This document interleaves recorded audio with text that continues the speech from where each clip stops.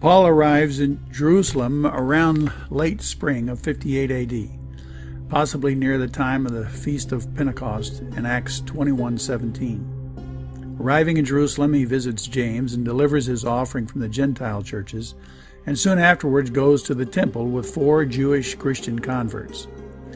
Jews from Asia who hated Paul see him in the temple and very loudly accuse him of rebellion against Moses in Acts 21:17-28. A riot soon erupts. The mob seizes Paul, drags him out of the temple, and begins to beat him. Romans quickly find out what's happening and dispatch troops to the temple area. Beating him stops when the Roman soldiers arrive on the scene in Acts 21:30-32. The Romans bind him and begin to escort him to some nearby barrack.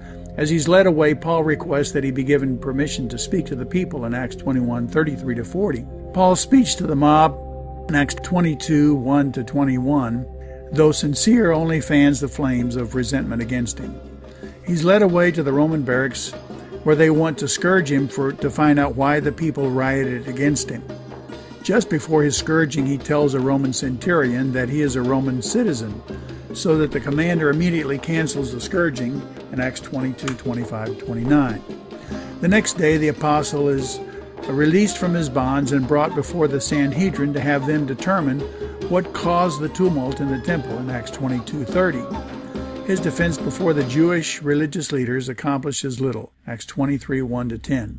The night after his hearing, he has a vision from Jesus standing next to him, assuring him that he will make it to Rome, and Acts 23:11.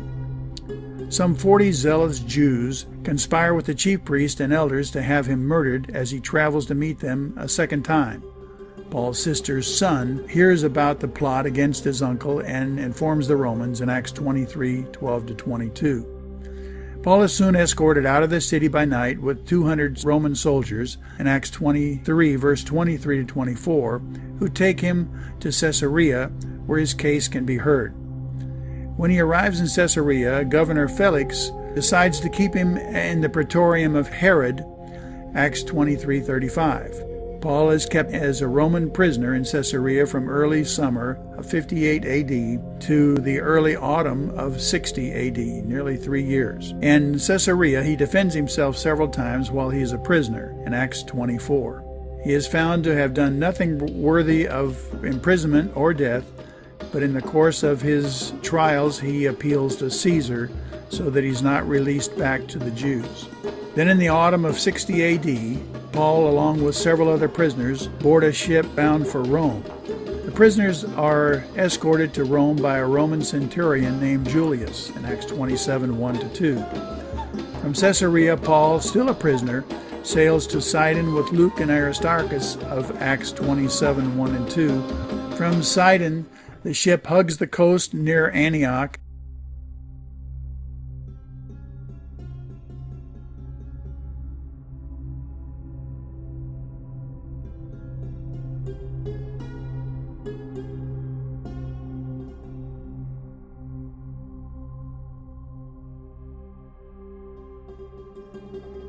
And the Roman provinces of Cilicia and Pamphylia before arriving in Myra.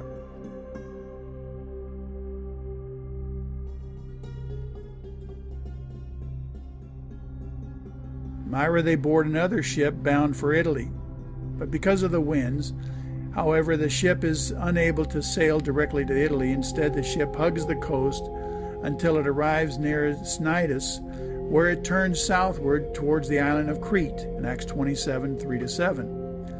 They pass Cape Salmone or Sideros and then on to Lasea on the island of Crete near the city of Fair Haven, where they spent much time in Acts 27:7-13. After a difficult journey, the ship anchors at the Cretan city of Fair Haven. Although Paul warns Julius not to sail the Mediterranean during this dangerous time of the year, September to October, the centurion disregards his advice and has the ship set sail for the western part of the island and the harbor of Phoenix in Acts 27:9-12. But en route, the ship encounters a fierce storm which drives it out to sea. The storm forces them to lose control, blowing them past the island of Clauda or Gavdos, but no way to stop.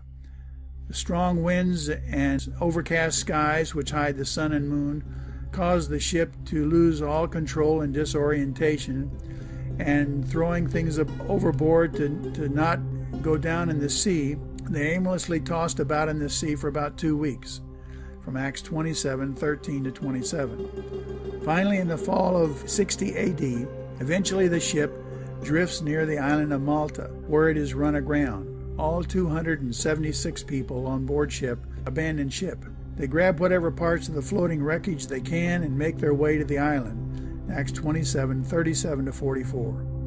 All those on the ship arrive safely in Malta, fulfilling God's promise that no life would be lost in Acts 27:22 to 25. Paul stays 3 months on Malta, where he is treated kindly by the natives, and in his short stay on the island, he miraculously survives a bite from a poisonous snake, heals the father of the island's governor, and many others in Acts 28:1 to 10.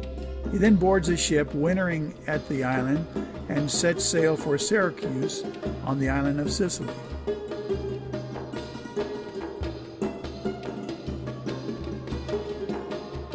And then finally to Rhegium, the southern tip of Italy.